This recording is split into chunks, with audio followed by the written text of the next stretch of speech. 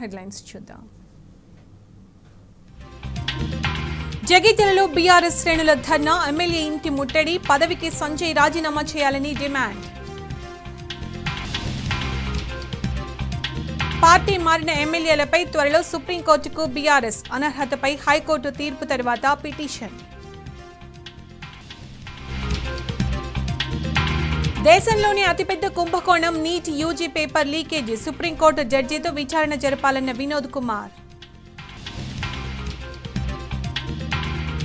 Manthani MLA కుటుంబం ఇసుక, మట్టి దోపిడీ, అధికారులు చర్యలు తీసుకోవాలని పుట్టా మధు డిమాండ్.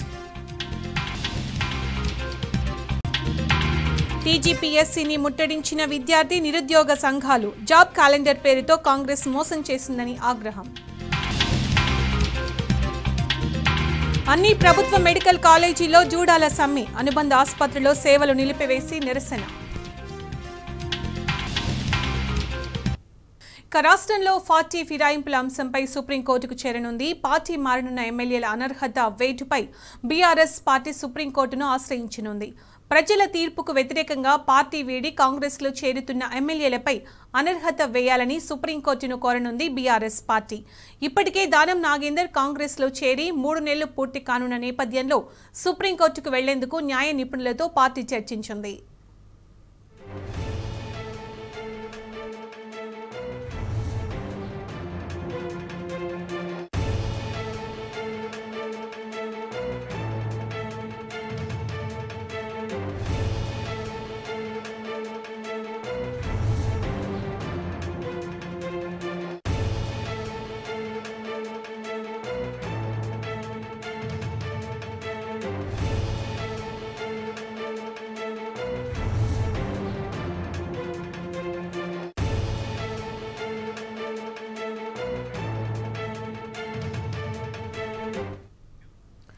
సుప్రీంకోర్టు గతంలో ఇచ్చిన తీర్పు ప్రకారం 3 నెలల్లో అనర్హత పిటిషన్ పైన స్పీకర్ నిర్ణయం తీసుకోవాలని నిబంధన ఉంది. సుప్రీంకోర్టు ఇచ్చిన తీర్పుల్లోని పేరా నంబర్ 30, 33 ప్రకారం హైకోర్టు వెంటనే నిర్ణయం తీసుకోవాల్సిన అవసరం ఉంది. అయితే ఈ నెల 27న హైకోర్టులో దానం నాగేందర్ అనర్హత అంశంపైన విచారణ జరగనుంది. హైకోర్టు వెంటనే న్యాయ ప్రకారం నిర్ణయం తీసుకొని దానం నాగేందర్ పైన అనర్హత వేటు వేయకుంటే సుప్రీంకోర్టుకు వెళ్లేలా బీఆర్ఎస్ పార్టీ నిర్ణయం తీసుకుంది. దానం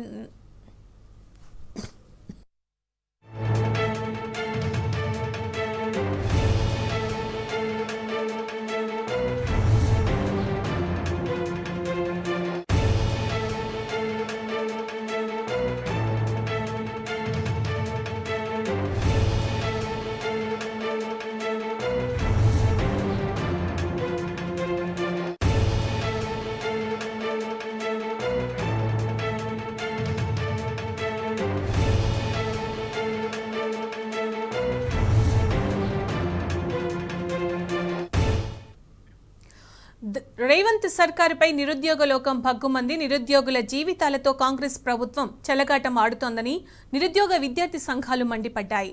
నిరుద్యోగ విద్యార్థి సమైక్య ఆధ్వర్యంలో నోటిఫికేషన్ విడుదల చేయాలంటూ తెలంగాణ పబ్లిక్ సర్వీస్ కమిషన్ను నిరుద్యోగ విద్యార్థి సంఘాలు ముట్టడించాయి. కాంగ్రెస్ది మోసపూరిత జాబ్ క్యాలెండర్ అని మండిపడ్డారు. నిరుద్యోగుల ఓట్ల కోసమే కాంగ్రెస్ జాబ్ క్యాలెండర్ అని మాయమాటలు చెప్పిందన్నారు. 6 నెలలైనా ఉద్యోగాల ఊసు లేదని, తేదీలతో ప్రకటించిన జాబ్ క్యాలెండర్ ఎక్కడా అని నిరుద్యోగులు ప్రశ్నించారు.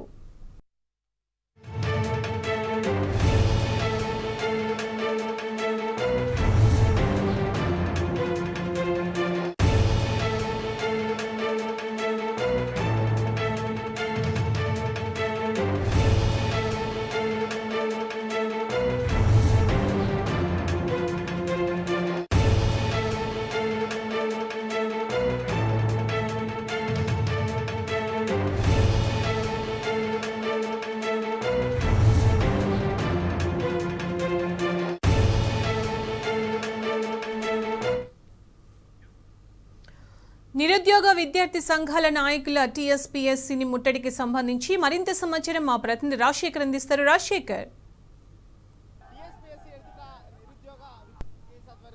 జరుగుతుంది. ముఖ్యంగా రేవంత్ రెడ్డి గత ఎన్నికల్లో ఇచ్చిన హామీ మేరకు వెంటనే పోస్టుల భర్తీ చేయాలంటూ ధర్నా చేస్తా ఉన్నారు. ప్రస్తుతం చూస్తూ ఉన్నాం జీవో 46 రద్దు చేయాలి, గ్రూప్ 1 మెయిన్స్ 1:100 నిష్పత్తిలో అభ్యర్థులు ఇచ్చాలి, జాబ్ క్యాలెండర్ తక్షణమే ప్రకటించాలంటూ కూడా పెద్ద ఎత్తున ధర్నా చేస్తా ఉన్నారు. నిరుద్యోగులకు వృత్తి తక్షణమే ప్రకటించాలంటూ కూడా వీళ్ళంతా కూడా ధర్నా చేస్తున్న పరిస్థితి కనపడుతుంది. టీఎస్పీఎస్సీని ముట్టడించారు.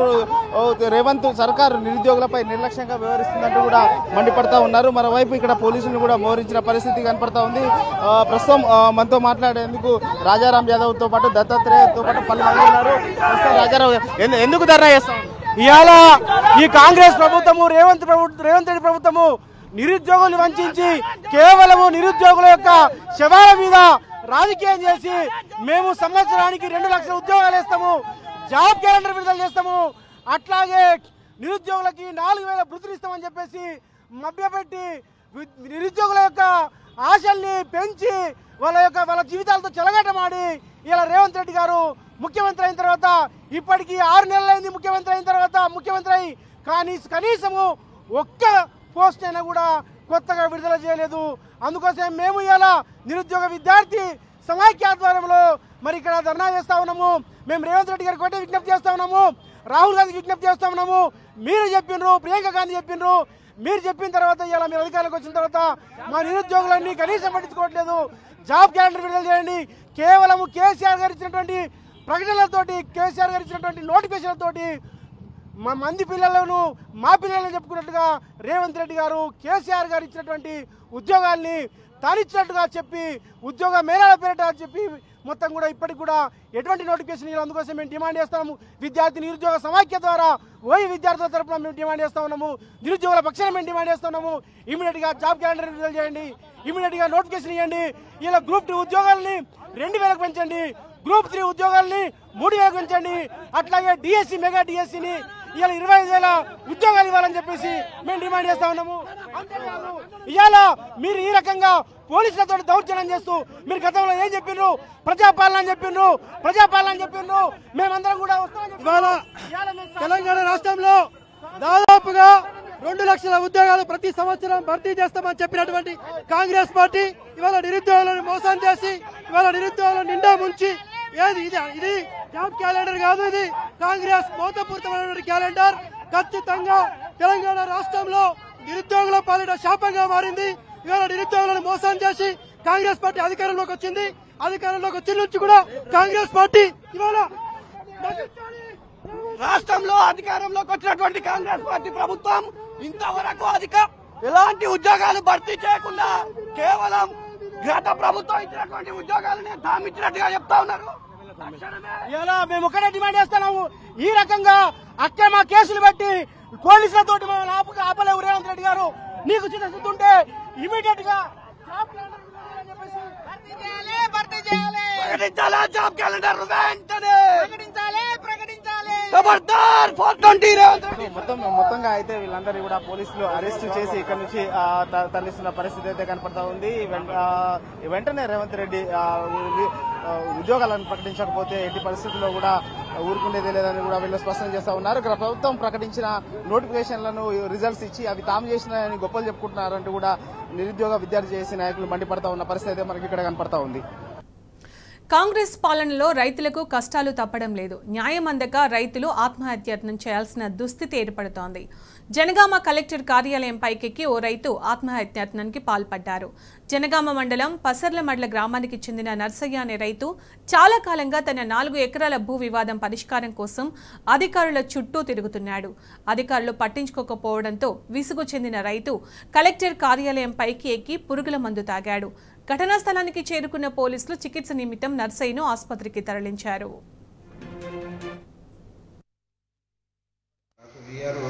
మేము జరిపిందని చెప్పేసాను. మా భూమిని పట్ట చేసాము. 2015లో 3 ఎకరాలు 10 గుంటలు భూమి అతను దీనికి సంబంధించిన వారసులు ఎవరు లేరు, అందరూ చనిపోయారని చెప్పేసాను. మా భూమిని పాండు వెళ్ళే వాళ్ళకి పట్ట చేశారు. నన్ను కలెక్టర్ ఆఫీస్కి మండల ఆఫీస్ చుట్టూ మీద తిరుగుతూ అంటే మా వెనక ఫాలో అవుతారు. మా చంపుతానికి మాస్క్ పెట్టుకున్నారు, బండి నెంబర్ ప్లేట్ లేదన్నా. 5 లక్షల రూపాయలు ఇస్తే ఎవరు ఇస్తే వాడికి చంపుతా అని చెప్పేసి అన్నట్టుగా అంటున్నారు. నాకు కింద పడుతుంది. నేను మండల ఆఫీస్కి పోయినా కలెక్టర్ ఆఫీస్కి పోయినా మా వెనక ఫాలో అవుతున్నారు వాళ్ళు. నన్ను చంపడానికి తయారు చేసినాను. పాండు వాళ్ళ కొడుకు అనుకుంటున్నాను. నాకైతే వాళ్ళే చంపేటడికి వాళ్ళ తప్ప ఇంకెవరు లేరన్నారు. పాండు వాళ్ళ కొడుకు, ఎల్లయ్య వాళ్ళ కొడుకు, వాళ్ళు నన్ను చంపించినట్టు నేను ప్లాన్ చేస్తున్నాను. నాకు అన్యాయం జరిగింది. రోహిత్ సార్ తెలుసు, అన్ని ఏవో సార్ కూడా తెలుసు. విఆర్ఓ క్రాంతి మా భూమిని 2015లో అనేక భూమి తీసుకొని పట్ట చేసిందన్న వాళ్ళకి. మేము ఎవరైనా మేము అందరం చనిపోయామని చెప్పేసి అని పట్ట చేసాము. కానీ మేము బతికే ఉన్నాం.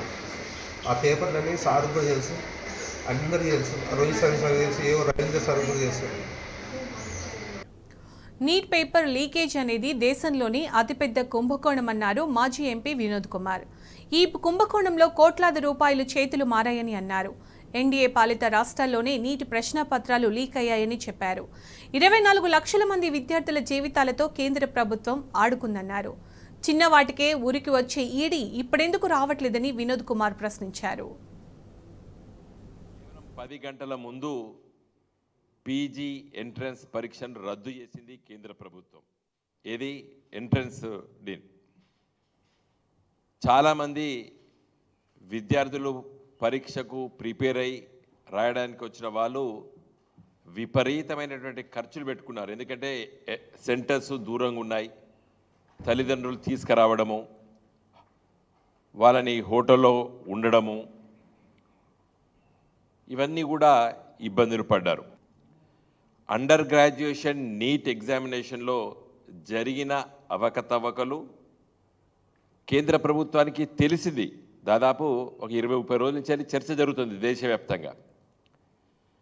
ఆ దృష్టిలో పెట్టుకొని పీజీను కూడా మేము పోస్ట్పోన్ చేస్తున్నాం చెప్పి ఉంటే ఇంత మానసిక ఒత్తిడికి ఆర్థికంగా భారం కాకుండా కుటుంబాలు ఉండే.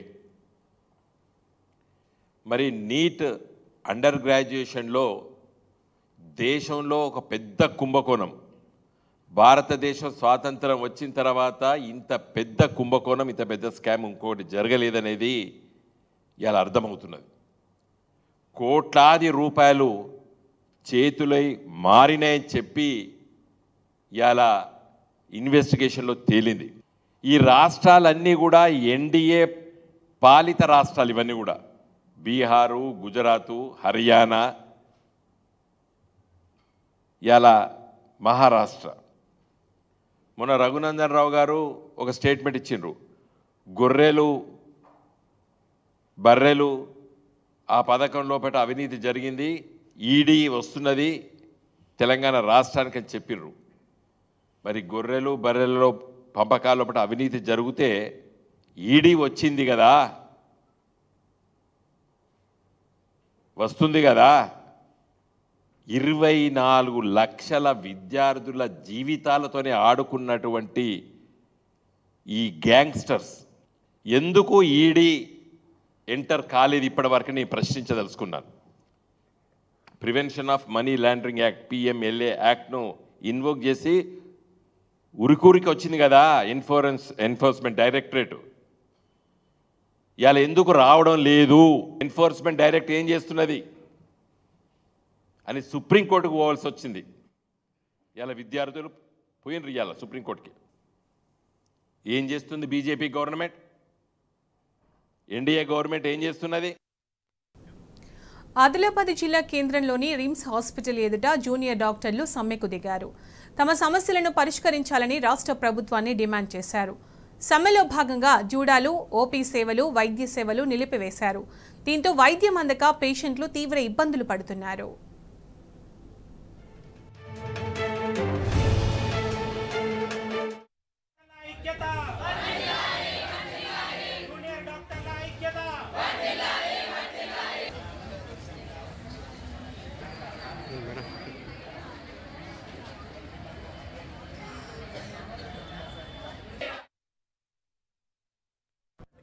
కొన్ని డిమాండ్స్ అనేది వెలువరిస్తూ ఒక 2 నెలల క్రితం ప్రొటెస్ట్ కోసం గవర్నమెంట్ సంప్రదించడం జరిగింది. మా డిమాండ్లను పేర్కొని అయితే వాటి నుంచి గవర్నమెంట్ నుంచి ఎటువంటి హామీ కానీ దాని గురించి ఏమైనా చేస్తానని ఎటువంటి హామీ రాలేదు. సో దానికి నిరసనగా ఈ గత వారం రోజులుగా మేము నల్ల బ్యాడ్జీలు వేసుకొని నల్ల డ్రెస్సులు వేసుకొని ప్రొటెస్ట్ తెలుపుతూ ఉన్నాము. ఈ సోమవారం నుంచి అంటే ఈ రోజు నుంచి మా డిమాండ్ల వరకు ఇప్పటివరకు ఎటువంటి పాజిటివ్ రిజల్ట్ రాలేదు. కాబట్టి మొత్తం స్టేట్ వైజ్గా మేము టీఎస్ తెలంగాణ చూడ ప్యానెల్ అందరూ కూడా కంప్లీట్ ఇండిఫినిట్ స్ట్రైక్ దిగాము. సో దీనికి సంబంధించిన చర్చలు జరుగుతూ ఉన్నాయి. సో మా డిమాండ్స్ ఏంటంటే ముఖ్యంగా స్టైఫండ్ అనేది క్రమబద్ధీకరించు, అంటే రెగ్యులరైజేషన్ ఆఫ్ స్టైఫండ్ కోసం ఒక జియో గ్రీన్ ఛానల్ అనేది రిలీజ్ చేస్తాను, దాని గురించి ఒకటి. తర్వాత కొత్త హాస్పిటల్, కొత్త మెడికల్ కాలేజ్లో వసతులు స్టూడెంట్స్కి కానీ లేకపోతే పేషెంట్స్కి సంబంధించిన వసతులు కానీ చాలా దారుణంగా ఉన్నాయని చెప్పాల్సింది, దాని గురించి ఒక డిమాండ్. తర్వాత ఉస్మానియా కాలేజ్ కొత్త బిల్డింగ్, అంటే పాత బిల్డింగ్ చాలా శిథిలావస్థ స్థితిలో ఉంది, అది కూలితే కనుక చాలా ప్రాణాలు కోల్పోతారు, గవర్నమెంట్ మీద చాలా బడ్జెట్ పడుతుంది. సో దాని గురించి కూడా ఒక డిమాండ్ ఇంక్లూడ్ చేశాం. తర్వాత ప్రతి డాక్టర్ ట్రీట్మెంట్ చేసేటప్పుడు క్యాజువాలిటీలోనూ ఎమర్జెన్సీ సిచ్యువేషన్లలోనూ థ్రెటనింగ్స్ కానీ లేదా పేషెంట్ యొక్క అటెండెన్స్ నుంచి బెదిరింపులు కానీ కొట్లాటలు కానీ జరుగుతూ ఉంటాయి. సో వాటి నుంచి డాక్టర్లను రక్షించడానికి సెక్యూరిటీ ఫోర్స్ అనేది బలోపేతం చేయండి. తమ సమస్యలను పరిష్కరించాలంటూ రాష్ట్ర వ్యాప్తంగా జూడాలు సమ్మెకు దిగారు. వరంగల్ ఎంజీఎం ఆసుపత్రి గాంధీ విగ్రహం వద్ద జూనియర్ డాక్టర్లు సమ్మె నిర్వహించారు. స్టైఫండ్ విడుదల, కాకతీయ మెడికల్ కాలేజీలో రోడ్లు వేయడం సహా 8 డిమాండ్లు చేశారు. సమ్మెలో భాగంగా ఓపీ సేవలను నిలిపివేస్తున్నట్లు తెలిపారు. జూడాలు ఓపీ సేవలు నిలిపివేయడంతో వైద్యం అందక పేషెంట్లు ఇబ్బందులు ఎదుర్కొంటున్నారు.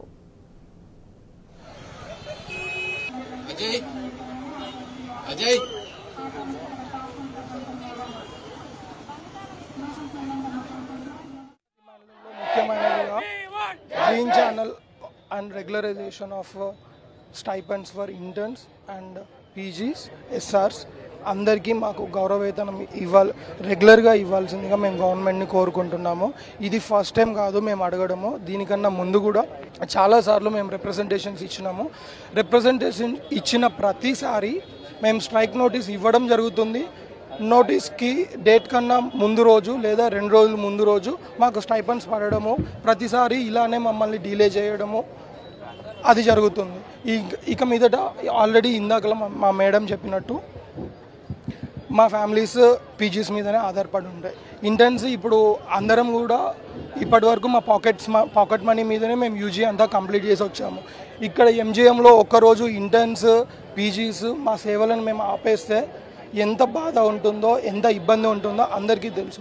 మాతోటి మేము చేయాల్సిన దానికన్నా ఎక్కువ డ్యూటీ చేయించుకుంటున్నప్పటికీ మాకు దాని మీద ప్రాబ్లం ఏం లేదు. ఎందుకనంటే 36 hours continuous night duties interns చేస్తున్నారు, పీజీస్ చేస్తున్నారు. ప్రతి ఒక్కరము ఎంజీఎంలో మా సేవలను మేము అందిస్తున్నాము. మేము అడిగేది బేసిక్ పే అండి, అంతే. మాకు రావాల్సిన మా వేతనము సకాలంలో ఎవ్రీ మంత్ రెగ్యులరైజ్ చేసి రావాలి అనేదే మా ప్రధాన డిమాండ్. ఆ తర్వాత కేఎంసీ రోడ్లని మీరు చూసినట్లయితే 2 నెలల ముందు మన ఎలక్షన్ కూడా జరగడానికి ముందు కూడా మనం ఒక నిరసన అనేది వ్యక్తం చేసినాము. అప్పుడు ఓన్లీ మేము జస్ట్ 2 hours వరకు మా ప్రాబ్లం ఇది ఉంది అని చెప్పినాము.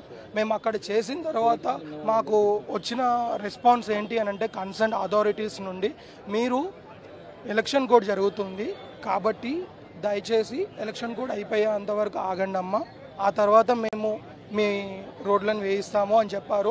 ఇమీడియట్ నెక్స్ట్ డే పేపర్లో కూడా న్యూస్ వేశారు, లైక్ ఇన్ని మంత్స్ ఇన్ని క్రోర్స్ మాకు బడ్జెట్ రిలీజ్ చేసిన కేఎంసీ కోసం అని అన్నారు. సో ఇప్పుడు ఎలక్షన్ కూడా అయిపోయింది,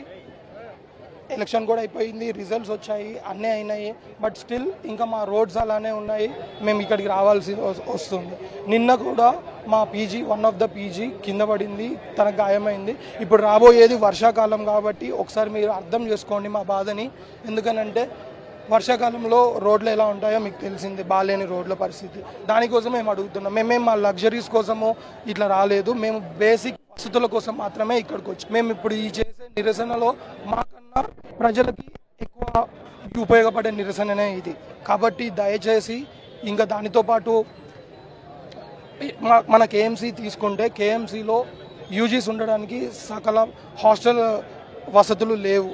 ఇప్పుడు ఇంకొక 3 months అయితే కొత్త జూనియర్స్ వస్తారు, వాళ్ళని ఎక్కడ అకామిడేట్ చేస్తారు? అదొక మా క్వశ్చన్. అంటే ఇప్పుడు ఈ హాస్టల్ చూడండి, ఆ హాస్టల్లో పీజీస్ ఇంతకుముందు ఉండేది, ఇప్పుడు ఆ హాస్టల్ నాన్ ఫంక్షనల్. ఆ ప్లేస్ ఉందని కూడా మేము చెప్పాము, కన్స్ట్రక్షన్ చేస్తాము, ప్లేసెస్ ఐడెంటిఫై చేసాము.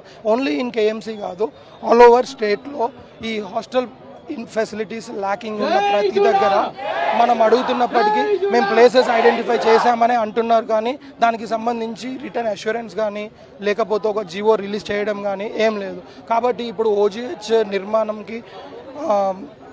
నిర్మాణం స్టార్ట్ చేసేంత వరకు మేము ఇది కంటిన్యూ చేస్తూనే ఉంటాము. మా డిమాండ్స్ ఓన్లీ కేఎంసీ వరకు కాదు, అన్ని colleges and check post, police check post. మీకు తెలియంది కాదు, చాలాసార్లు నైట్ క్యాజువాలిటీస్ డ్యూటీస్ చేసేటప్పుడు చాలామంది పేషెంట్స్ రూడ్గా బిహేవ్ చేసే వాళ్ళు ఉంటారు. అందరూ అని కాదు, బట్ కొంతమంది నైట్ చాలామంది ఫీమేల్ డాక్టర్స్ కూడా అక్కడ వర్క్ చేస్తూ ఉంటారు. సో వాళ్ళ భద్రత కోసము, ఇంకా అలాగే అక్కడ ఉన్న నర్సెస్ అయితే ఏంటి, వేరే పారామెడికల్ స్టాఫ్ అయితే ఏంటి, ఎవరైనా కానీ వాళ్ళందరి భద్రత కోసము మాకు చెక్ పోస్ట్ సెక్యూరిటీ కూడా ఇష్యూస్ పెంచాలని మేము వాళ్ళని కోరుతున్నాం. నైట్ షిఫ్ట్స్లో మేము ఫేస్ అయ్యే థ్రెట్ ఏంటి అంటే, ఎప్పుడైనా డ్రగ్స్ లేకపోవడం సరికి, ఏమైనా ఇన్వెస్టిగేషన్స్ లేకపోయేసరికి పేషెంట్స్ని మేము ఆపలేము. ఎందుకు ఏం చేయట్లేదు, ఎందుకు ఏమీ ట్రీట్మెంట్ అవ్వట్లేదు అంటే మేము వాళ్ళకి ఎక్స్ప్లెయిన్ చేయలేము, ఇవి లేవు మా హాస్పిటల్లో అందుకే చేస్తలేము అని.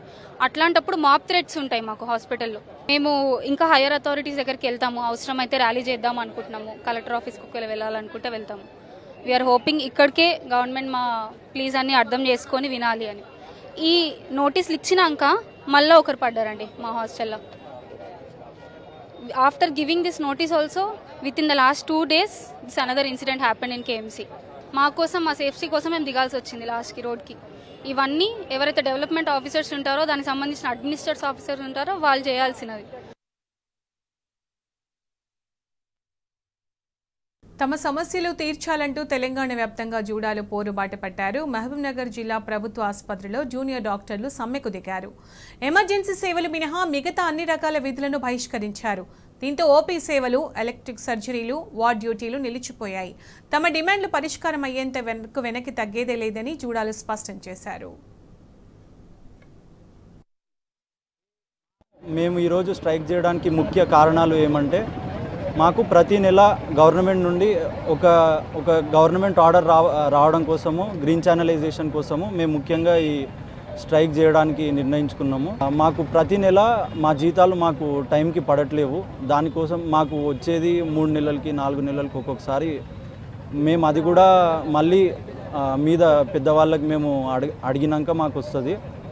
అట్లా కాకుండా ప్రతి నెల 10వ తారీఖు లోపల మా జీతాలు మాకు వచ్చేటట్టు, మేము చేస్తున్న పనికి విలువ ఇచ్చి, గౌరవం ఇచ్చి, మా కష్టానికి ఫలితంగా మా జీతాలు మాకు స్టైఫండ్స్ నెల వచ్చేటట్టు మేము డిమాండ్ చేస్తున్నాము. ఉస్మానియా జనరల్ హాస్పిటల్ కొత్త బిల్డింగ్ కన్స్ట్రక్ట్ చేయడానికి గవర్నమెంట్ ఎంత తొందరగా వీలైతే అంత తొందరగా నిర్ణయం తీసుకోవాలి. దీనికి పూర్తి స్టేట్లో స్ట్రైక్ జరుగుతుంది. ఆ డిమాండ్స్ని ఎలాగైనా గవర్నమెంట్ గుర్తించి నెరవేరుస్తారని కోరుకుంటున్నాము. మా డిమాండ్స్ తీర్చేంత వరకు ఈ స్ట్రైక్ కొనసాగుతూనే ఉంటుంది. మాకు స్టైఫండ్స్ రెగ్యులర్గా రావట్లేదు. మేము ఎన్ని ఇయర్స్ నుంచి మా సీనియర్స్ ఎవరు ట్రై చేసినా కూడా స్టైఫండ్స్ రెగ్యులారిటీ లేదు. అండ్ మేము గ్రీన్ ఛానలైజేషన్ ఆఫ్ స్టైఫండ్స్ కోసం దీన్ని చేస్తున్నాము. అండ్ నెక్స్ట్ థింగ్ వచ్చేసి, ఉస్మానియా మెడికల్ కాలేజ్లో అది లాస్ట్ ఎన్నో ఇయర్స్ నుంచి ఉన్న కాలేజ్, దాన్ని కొత్తగా అసలుకి ఎవరు దాన్ని పట్టించుకోవట్లేదు. అండ్ బెడ్స్ లేవు అండ్ ఇన్ఫ్రాస్ట్రక్చర్ కూడా సరిగ్గా లేదు. దానివల్ల పేషెంట్స్ కానీ స్టాఫ్ కానీ చాలా సఫర్ అవుతున్నారు. అదొకటి. నెక్స్ట్ కాకతీయ మెడికల్ కాలేజ్లో రోడ్స్ సరిగ్గా లేవు. సో దానివల్ల కూడా చాలామంది చాలా సఫర్ అవుతున్నారు. అండ్ మెడికల్ కాలేజెస్లో మెయిన్గా గవర్నమెంట్ మెడికల్ కాలేజెస్లో సెక్యూరిటీ ఇష్యూస్ చాలా ఉన్నాయి. ఎందుకంటే నైట్ డ్యూటీ అందరికీ నైట్ డ్యూటీస్ చేయాల్సి వస్తుంది, చాలా అవుతున్నాయి. అండ్ సెక్యూరిటీ అనేది సరిగ్గా లేదు. అండ్ హాస్టల్ ఇష్యూస్ కూడా గవర్నమెంట్ అసలు మెడికల్ కాలేజెస్లో ఇంటర్న్స్కి కానీ వేరే వాళ్ళకి అసలు మాకు హాస్టల్ ఫెసిలిటీస్ సరిగ్గా లేవు. తెలంగాణలో మెయినే ఉస్మానియా మెడికల్ కాలేజ్. మేము ఇక్కడ ఏమన్నా పేషెంట్స్కి రిఫర్ చేయాలన్నా రిఫర్ చేసేది ఉస్మానియా మెడికల్ కాలేజ్కి. అక్కడే న్యూ బిల్డింగ్ సరిగ్గా ఇన్ఫ్రాస్ట్రక్చర్ లేకపోతే పేషెంట్స్ ఇంకెక్కడికి వెళ్తారు, వేరే స్టేట్స్కి అయితే వెళ్ళలేరు. సో మెయిన్ మాకు కావాల్సింది ఉస్మానియా మెడికల్ కాలేజ్కి న్యూ బిల్డింగ్, మా stipends regularization and Kakatiya medical కాలేజెస్కి రోడ్స్. మాకు ఈ గవర్నమెంట్ మెడికల్ కాలేజెస్లో రోడ్ ఫెసిలిటీ, సెక్యూరిటీ ఫెసిలిటీస్ కావాలి అండ్ హాస్టల్ ఇష్యూస్. వీటి మీద మెయిన్గా మేము ధర్నా స్టార్ట్ చేయడానికి